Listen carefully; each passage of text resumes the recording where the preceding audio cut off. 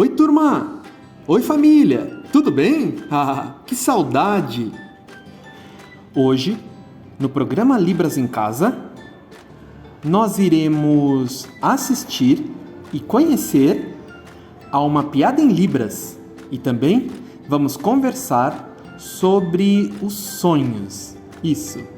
Bom, para começar, eu convidei um grande amigo meu, um amigão surdo. Vejam só. Olá, meu sinal é esse. Eu me chamo Patrick e eu sou surdo. Havia um homem que usava um chapelão e era bem barbudo. Certa vez, pegou seu machado, que era bem comprido, apoiou num dos ombros e saiu andando pela floresta. Ali, observava o espaço, sentia os aromas, passava pelas árvores e continuava seu caminho. De repente, avistou uma árvore, parou em frente a ela, apoiou o machado no chão, olhou para um lado, para o outro, constatou o quanto o tronco era grosso e começou a dar machadadas. Era machadada de um lado e machadadas do outro. A árvore balançava para um lado e para o outro. Num certo ponto, o tronco foi afinando. Foi quando ele gritou: "Madeira!" E aí, a árvore caiu, levantando poeira para todo lado. E o homem continuou sua caminhada. Foi quando avistou uma outra árvore. Parou em frente a ela, preparou seu machado e começou a cortá-la. Cortava de um lado e do outro. A árvore balançava para lá e para cá. E depois ele gritou: "Madeira!" E a árvore caiu, levantando poeira para todo lado. E ele continuou a andar. Ele continuou, andando, até que avistou uma outra árvore e disse assim: "Uau, que baita árvore bem grossa!" Oba! Aproximou-se dela, viu o quanto era realmente grossa, se preparou e começou a cortá-la, de um lado e do outro. A árvore balançava para lá e para cá. E ele continuou a dar machadadas, até se cansou, e continuou, cortando de um lado, do outro. A árvore ia para lá e para cá. Num certo ponto, o tronco foi afinando. E daí ele gritou: "Madeira!" E a árvore não caiu. Ele achou estranho e gritou novamente: "Madeira!" E a árvore ficou ali, intacta.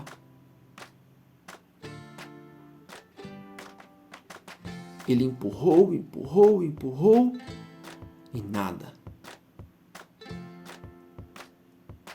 Ligou para um amigo e explicou o ocorrido, que já tinha empurrado, gritado. O amigo disse assim: "Espera um pouquinho aí." Ok. Ele aguardou e o amigo chegou.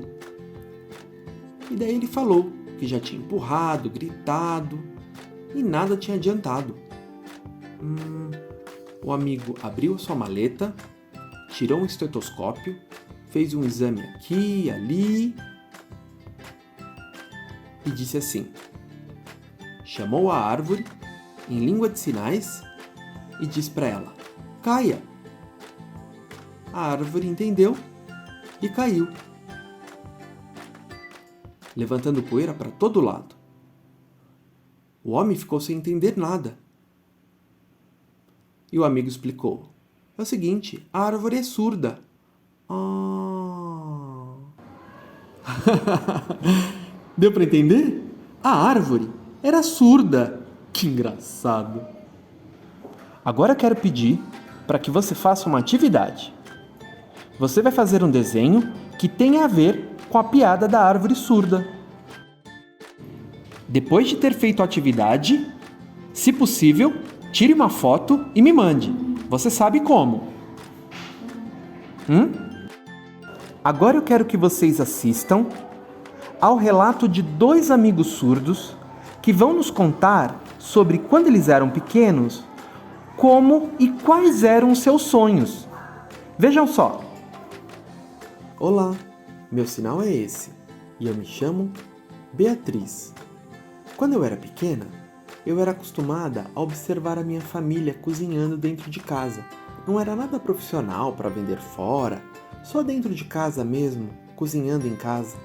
E eu era acostumada a observar minha avó mexendo com massa, com pão, queijo branco, bolacha e muitas outras coisas.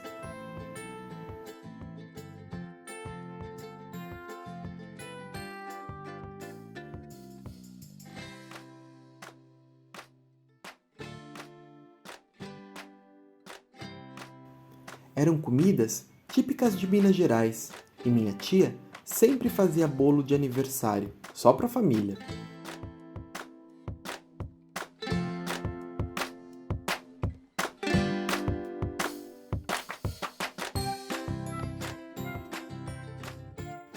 Quando pequena, observava tudo isso. Fui crescendo e na adolescência copiei minha família. Fui aprender a fazer vários tipos de bolo e aprendi. Foi aí que descobri o quanto eu gosto de cozinhar. Por isso eu escolhi a faculdade de gastronomia.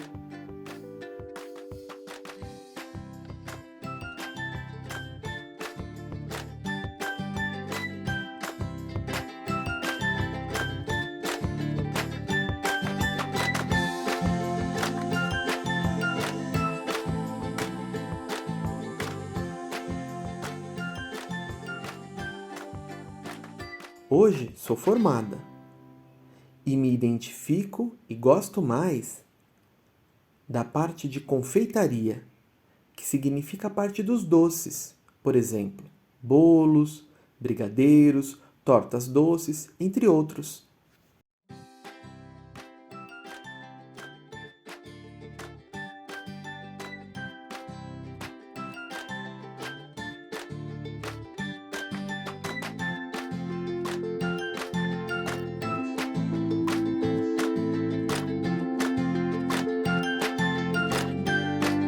E eu gosto é disso.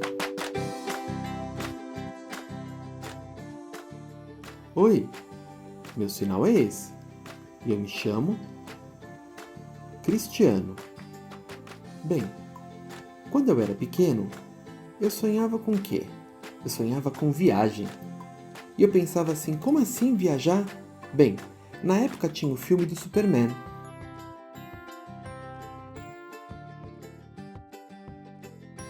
Eu vi todo o filme com meu irmão, com a minha família. E eu vi lugares, uma bandeira diferente, lugares bonitos. E eu perguntei assim, onde fica? Meu irmão disse, espera só um pouquinho. Foi quando ele me trouxe um livro com um mapa mundi. E ele mostrou, ó, esse daqui é a América, esse lugar é os Estados Unidos, e fica aqui.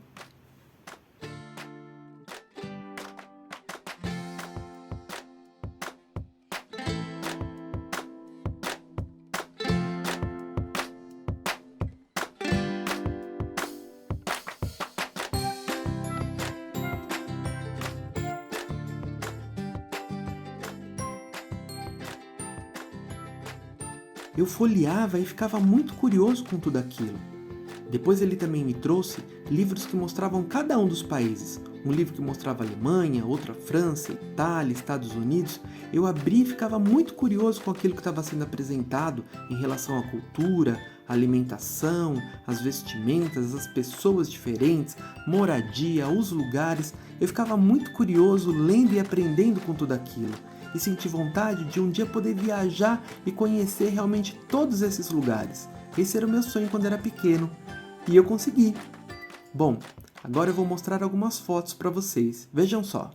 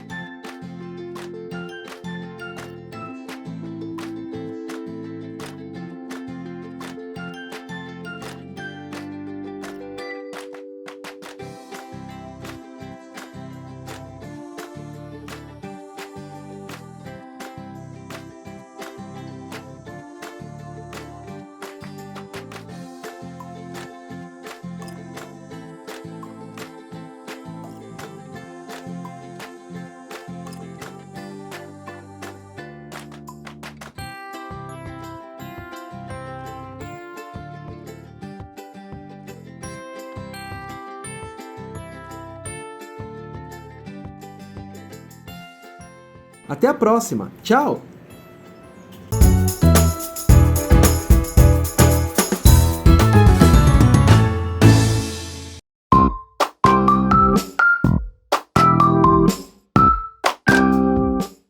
Olá, crianças! Tudo bem com vocês? Eu sou a professora Thalita. Oi, galerinha! Tudo bem? Vai começar mais um Saberes em Casa. Vamos assistir? No programa passado, nós vimos um pouquinho sobre o Brasil, o país que nós moramos, sobre a cidade de São Paulo. Falamos das cantigas, porque são muitos assuntos e é impossível falar tudo num programa só. Mas eu deixei uma surpresinha para vocês sobre São Paulo. Um pouquinho sobre hip hop. Embora o hip hop não tenha origem brasileira, é uma dança muito comum das ruas de São Paulo.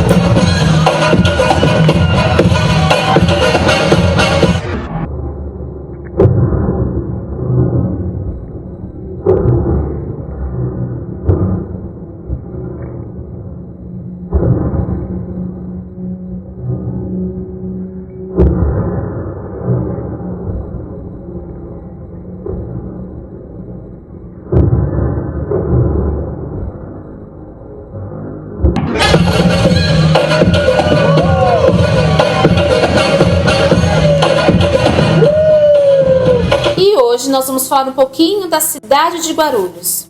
Quais lugares você já visitou aqui em Guarulhos? Qual o bairro que você mora? O que você sabe sobre a nossa cidade?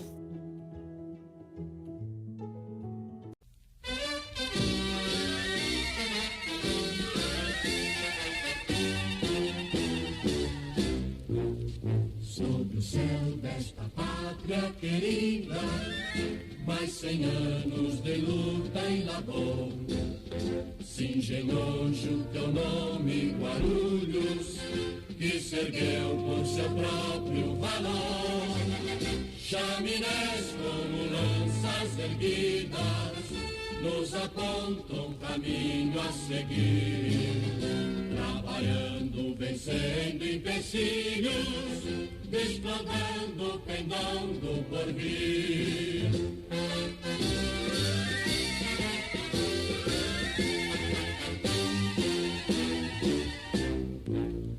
Tuas praças são livros abertos, onde lemos futuro de glória.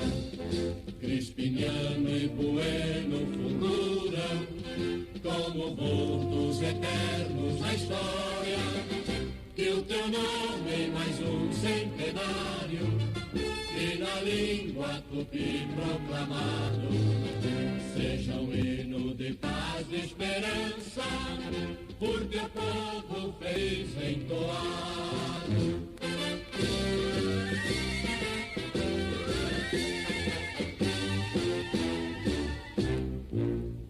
Pequenina nasceste, João Álvares, jesuíta, benzeu-te com fé. Tu és hoje cidade e progresso, uma terra que vence de pé. Eia, pois, guarulhenses avante, com bravura na luta febril. Por São Paulo e por tudo que é nosso, e acima de tudo, Brasil.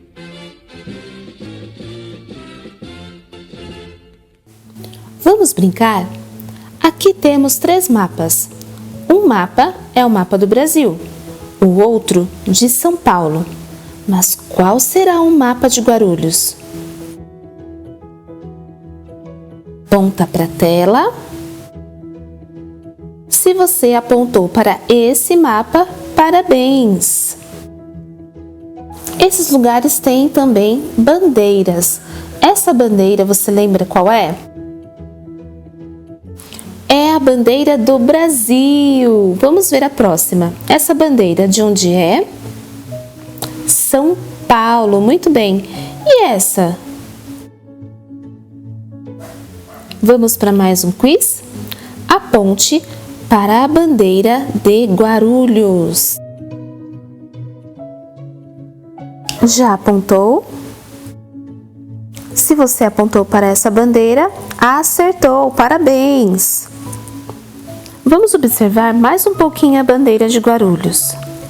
Olhar os detalhes e olha as cores.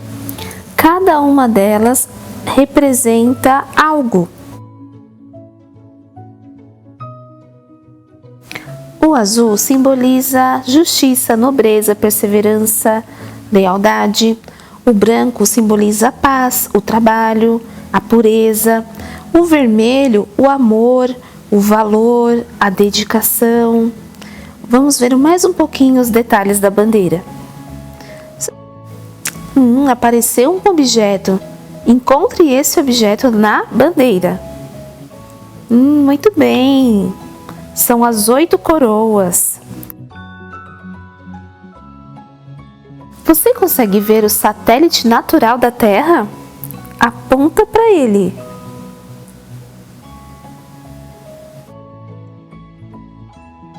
A Lua, muito bem. Observando mais um pouco, nós vemos outros elementos. Veja esses 2 elementos. O que seria isso? De um lado, nós temos o trigo, que dá para fazer pães, macarrão. E do outro lado, nós temos a cana, que dá para fazer o açúcar, o caldo de cana. Você consegue ver algum animal? Qual o nome dele? Essas aves são as anhumas. Agora vamos observar o brasão. Quem são essas pessoas e por que elas estão aí? São os colonizadores, os indígenas, as mulheres, os negros. Todos são representações das pessoas, dos grupos que colaboraram para a construção e formação de Guarulhos. Nós observamos e lemos as imagens, vemos um pouquinho sobre cada elemento, mas tem algum texto com palavras? Será que está escrito em português? Bom, você viu que o texto está na faixa e não está escrito em português, mas traduzindo para português significa: meu sangue é verdadeiramente paulista.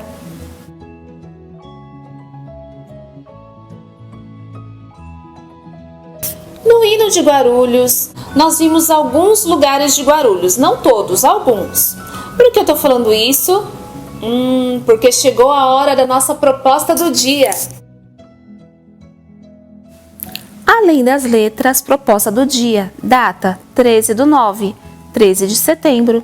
Vamos escrever nossas descobertas sobre Guarulhos?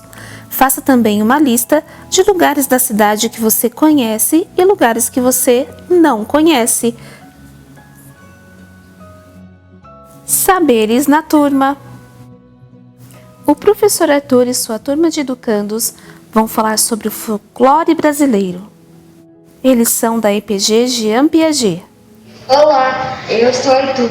Eu estudo na escola Jean Piaget. Vamos falar de folclore? Somos da escola Jean Piaget. Vamos folclorear. Olá pessoal, hoje nós vamos falar de um assunto que é de grande importância para a nossa cultura. O conceito geral de folclore, ele diz assim, é a manifestação de um povo, né? É um conjunto de crenças e lendas de um povo. Mas na verdade o folclore não fica só nas crenças e nas lendas, ele se insere no folclore do dia a dia. Por quê? Todos nós somos portadores do folclore. Professores são portadores de folclore, alunos, pessoas de casa. Então nós sempre trazemos algo dentro de nós que exprime o folclore que nós aprendemos na família, né? Porque folclore não vive somente da tradição. O folclore, ele vive também da cultura informal. da espontaneidade. É um dos mais importantes paradigmas do folclore, né? Uma das mais importantes características do folclore é a cultura informal, a cultura popular. É aquilo que não tem interferência da cultura de massa, né? As lendas, elas têm que ser ensinadas sim, porque fazem parte da nossa literatura, né? Mas não pode ficar somente nas lendas, porque o folclore é, acima de tudo, o jeito de agir e de sentir, né? Porque o folclore está na nossa alma, o folclore está na vida do povo. Então, ou seja, muitas coisas que você aprende com papai e mamãe em casa, de maneira que não é feita através de um cursinho pago, que é feito informal, que é feito no dia a dia, é um folclore. Nós temos as profissões folclóricas, por exemplo. Você aprendeu o serviço de marceneiro com seu pai e sua mãe, o serviço de pedreiro. Não, você não fez curso para isso. Então ali estabeleceu-se um fato folclórico. A contação de história dos pais para vocês também, que vai reproduzindo de geração em geração, vai passando, né, como um aspecto cultural muito importante. Quem não se lembra de cantigas antigas que o papai cantava, né, que não estão aí na mídia, né, no rádio, na TV e no jornal, que faziam você dormir, né, canções de niná, contação de história que hoje se resgata muito, né, nas escolas, que é muito importante, né, para a cultura familiar.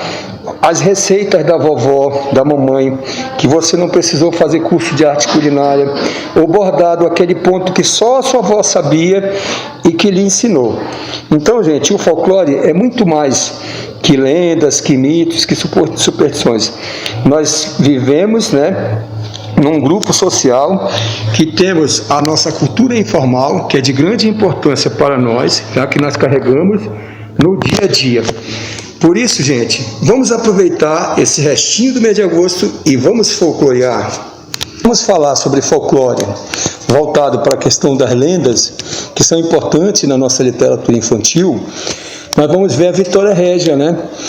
Que é a história da índia Nayá, que se apaixonou pela lua, pensando que era o grande amor da sua vida, e se jogou no lago na ilusão de abraçá-la. Por quê? Porque a lua ela projetava uma imagem de que era ela que estava no rio. E a Índia se joga no rio, a Índia Nayá, né, para abraçá-la e viver a grande ilusão do seu amor da sua vida. Ela é uma menina que tinha uma paixão já de mulher, né, e achava que era o grande amor da sua vida. E ela se transformou na estrela dos lagos amazônicos, né? E sendo a estrela dos lagos amazônicos, na linguagem tupi chama-se Aratiauapé, a estrela das águas. Vocês sabiam que a Vitória Régia, ela pertence ao grupo científico da família das ninféias. Se você for fazer uma pesquisa no Google, você vai encontrar vários tipos de ninféias, mas a ninféia da Amazônia, ela é a mais bonita que tem, né? Que ela tem a flor branca e às vezes a flor rosa, ela muda de cor, né? E embaixo dela é cheia de espinho. E ela forma um lago muito belo, muito bonito, né? Com várias Vitórias Régias. E o nome correto hoje é Vitória Amazônica, porque a Vitória Amazônica ela é voltada para a Vitória Régia nossa do Brasil, que é a mais bonita que existe. E é de grande importância, por quê? Porque nós damos mais valor, né, à nossa cultura. Porque a Vitória Régia foi um nome dado pelo conquistador, né, pelo dominador, para homenagear a rainha Vitória da Inglaterra. Tá bom? É importante nós sabermos disso. Já aqui em São Paulo nós temos a lenda do Saci, né? Nós temos também a lenda do Caboclo d'Água no Vale do Paraíba, que vira as canoas, né, das pessoas, né, fazendo assombração. O Saci também faz assombração.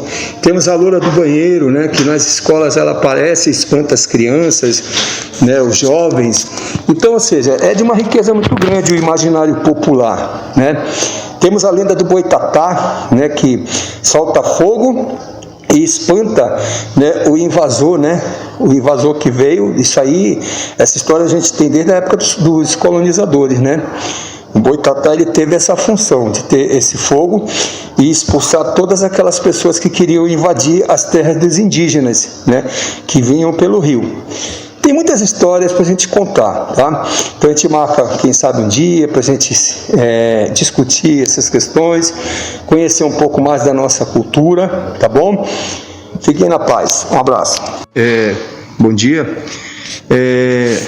Hoje eu estou focando o nosso trabalho no nosso painel, deixando muito claro para vocês que nós usamos o nome dos bois Garantido e Caprichoso para falarmos de folclore durante esse mês de agosto, né? Garantir é um verbo, caprichar também é um verbo, assim como folclorear também é um verbo. E verbo é toda palavra que exprime ação. Nós precisamos garantir, né, a educação de vocês, e por isso estamos caprichando no modo de dar nossa aula para vocês, né? A EPG Jean Piaget tem essa preocupação de garantir uma boa educação, por isso capricha de todas as formas de fazer com que vocês venham para a escola, participem, né, da nossa educação que temos para propor. Mas Garantido e Caprichoso são dois bois, né, de Parintins, no Amazonas, são chamados de boi bumbá, tem mais de 100 anos de existência. Um não vive sem o outro. Para garantir é preciso caprichar, para caprichar é preciso garantir. E ele tem sua origem no Nordeste, quando os nordestinos tinham a dança do Bumba Meu Boi. No norte, em Parintins, chama-se boi bumbá, com grande influência indígena. No nordeste, o boi morre, Pai Francisco mata o boi para satisfazer a vontade de sua esposa Catirina, que queria comer a língua do boi. E quando o boi morre, ele era o boi mais querido da fazenda, o seu dono sabe, ele fica desesperado, chama padres curandeiros, né, para fazer a ressurreição do boi, o ressurgimento dele. O boi ressuscita, que era o boi mais amado, né, e ele faz uma grande festa. Na Amazônia não é diferente. Quando os nordestinos foram para lá e levaram essa cultura, houve os ingredientes indígenas. E quem ressuscita o boi é o pajé, tá bom? Um abraço, fiquem com Deus. Esse balaio que está por trás desse cocá, ele é feito de fibra de arumã, que é uma fibra que os indígenas fazem o artesanato. O artesanato nós herdamos dos índios, né? As habilidades com as mãos. Essa pintura mostra-se um lago amazônico com a canoa, né? Hoje as pessoas, elas falam até, eu pratico stand-up e tal, mas na verdade o stand-up nós devemos agradecer ao índio, né? Que criou essa habilidade, deu essa habilidade para andar nas canoas, né? Esse outro artesanato que tem uma influência salesiana, porque os salesianos foram missionários lá, e na época os índios ainda sacrificavam animais, hoje não sacrificam mais, e faziam, olha que belo artesanato, como eles têm uma coordenação para fazer tudo direitinho, né? Bonito. Aqui o cocar indígena, de grande importância para você identificar, né, cada nação indígena. O legal daqui da nossa exposição é que ninguém pensou em fazer uma exposição muito glamurosa, né? Muito exótica, né? Mostrando só o lado belo assim do olhar do índio, mas o nosso olhar ele é crítico também, né? Sabemos que o índio ele precisa ter dignidade, né? Viver com os seus familiares, crianças. Olá papai, olá mamãe, vocês estão vendo a nossa sala como está, né? Nossa sala hoje, durante esse mês de agosto, ela ficou toda de acordo com o agosto indígena, onde nós fizemos uma exposição de artesanatos e pinturas, né, de temática indígena. porque no mês de agosto nós festejamos o agosto indígena. E esses artesanatos vieram da Amazônia. E por que o professor colocou estrela, lua, sol? Porque esses astros, eles sempre fizeram parte da vida, né, da literatura dos índios. Você ouve falar sobre a lenda da Vitória Régia, você ouve falar sobre a lenda da Iara, sempre tem elementos da cultura. O remo, né, através do remo, nós herdamos essa prática da canoagem, né, que inclusive o Isaquias Barbosa foi campeão nas Olimpíadas. Então vocês observem que os índios sempre invocaram Deus do Sol, Deus da Lua, Deus do Trovão, né? E as estrelas são de grande importância para a sua vida, tá? Então, nos Saberes em Rede, no episódio 71, foi falado até que os astros serviam para quê? Para ajudar a localização, na navegação, né, dos indígenas. Então tem muita informação que foi dada para nós e que a gente vai identificando, né, a importância. Um recadinho para você. Eu não esqueci do nosso álbum pessoal. Como que você fez a sua capa? Se você quiser, você pode colocar na hashtag Saberes em Casa e marcar a @portal.se. Eu vou mostrar para vocês como está ficando o meu álbum no próximo programa. Tudo bem? O programa Além das Letras vai ficando por aqui, mas eu te espero no próximo programa. Tchau, tchau!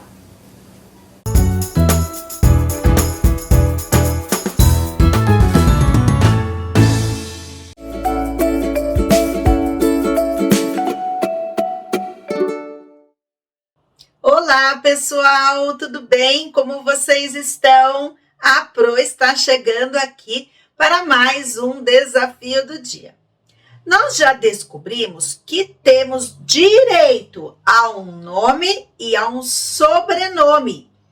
E que esse sobrenome tem uma origem bem diferente do que nós imaginávamos. Descobrimos que esses sobrenomes, eles têm uma relação aí com outras gerações da nossa família e que não necessariamente estão aqui no Brasil. Essa origem, ela pode estar relacionada a outros países. Agora, como será que esse sobrenome veio parar aqui? Como que ele chegou na nossa família? Vamos descobrir juntos? Então anotem o nosso tema, a data de hoje, que eu já te conto um pouquinho dessa história.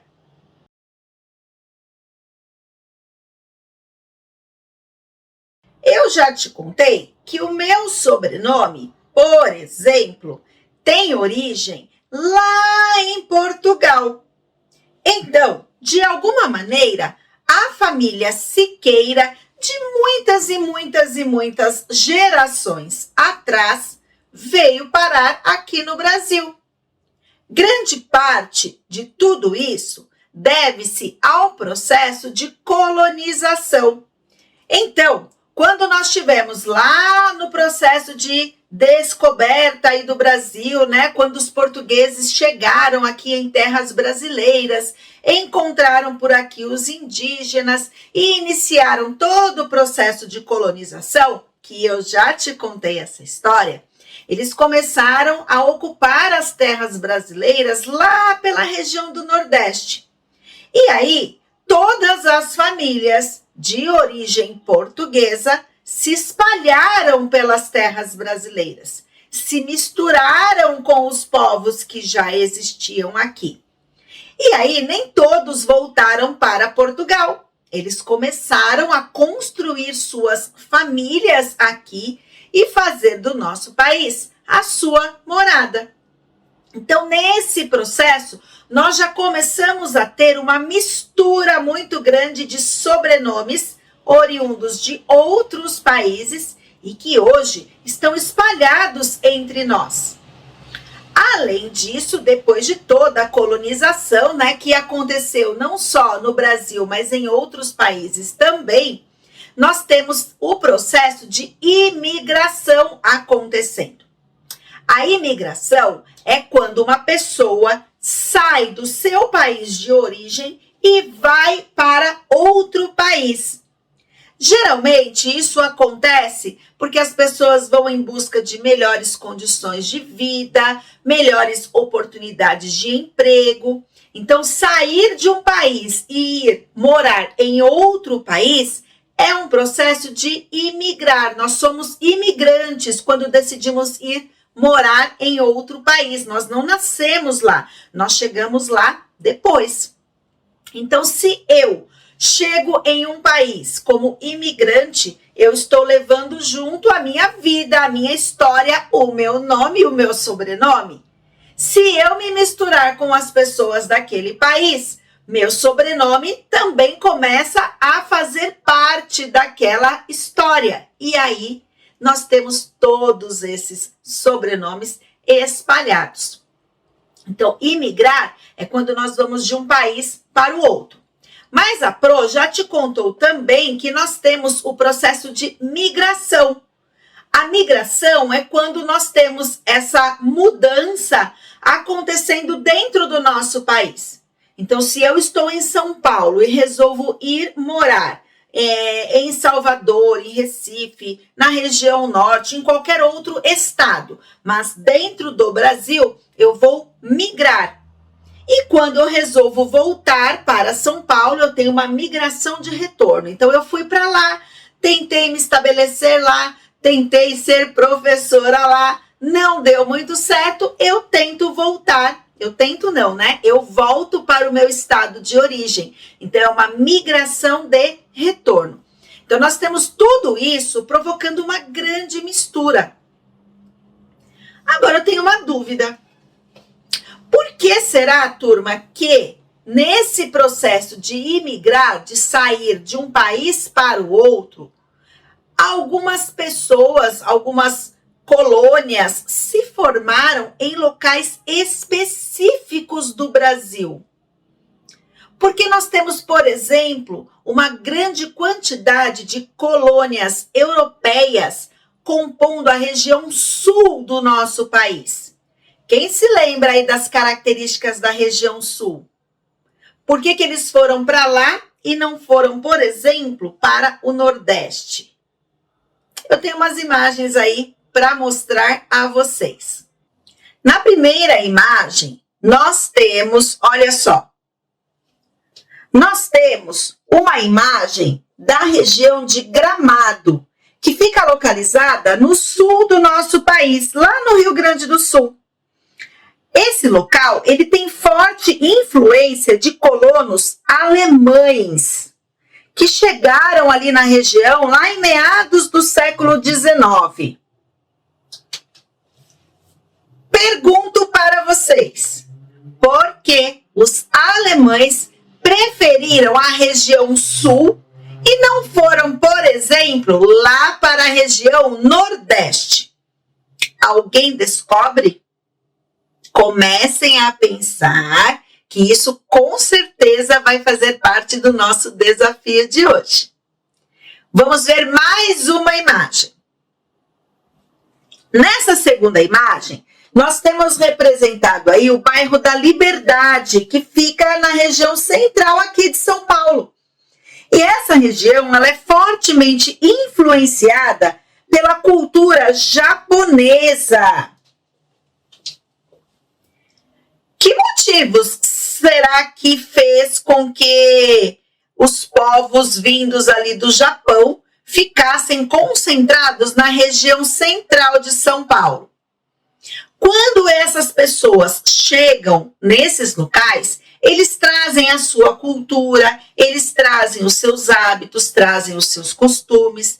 Então, a própria construção do local possui muitos elementos que são marcas registradas desses povos.